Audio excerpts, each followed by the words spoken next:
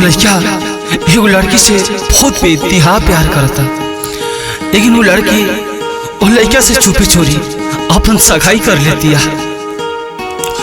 और वो लड़का जब वो लड़की के पास फोन करता तो बस लड़की कहती है, तू बहुत देर कर देला, अब हम कुछ नहीं कर सकत, कुछ नहीं कर सकत, कुछ नहीं कर सकत।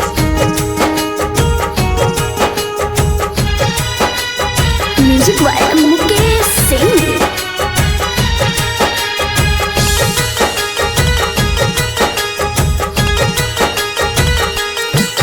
बस ये तने पूछिए विधाता हो, तने पूछिए विधाता हो, काहे तुरिल से हमसे नहता हो, काहे तुरिल से हमसे नहता हो।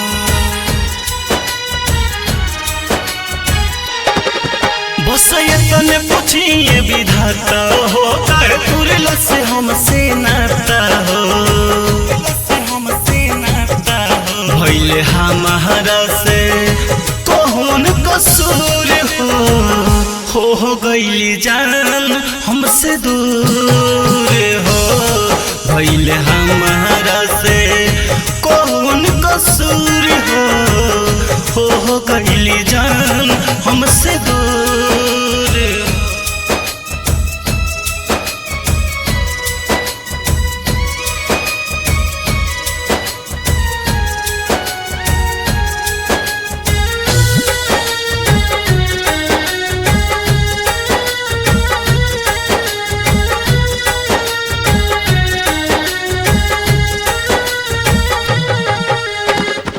अपना मोहब्बत कोना कैले में हर बानी, हमनी के प्यार रहे गंगा जी के पानी।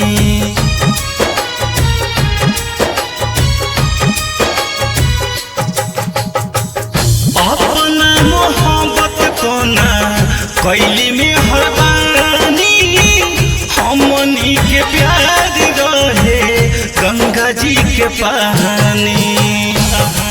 ना पर्वत पहाड़ खुदा भइल, हमर जाने हमसे जुदा भइल, भइल हमारा से कौन कसूर हो गईली जान हमसे दूर हो, भइल हमारा से कौन कसूर हो गईली जान हमसे दूर हो।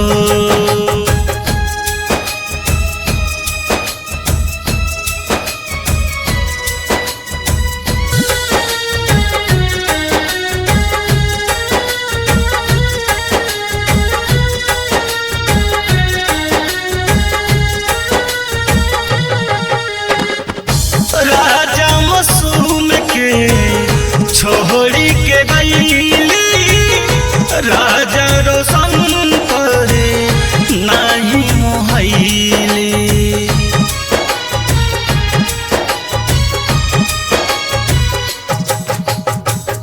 राजा मासूम के छोड़ी के गईली, राजा रोशन करे नहीं मोहैली। संग खेलल कूदल भुलैली हो, जिंदा देहिया में अगिया लगैली हो, देहिया में अगिया लगैली। भइले हमारा से कौन कसूर हो गईली जान हमसे दूर हो, भइले हमारा से। माँ सरस्वती रिकॉर्डिंग स्टूडियो हरसिद्धि पकड़िया।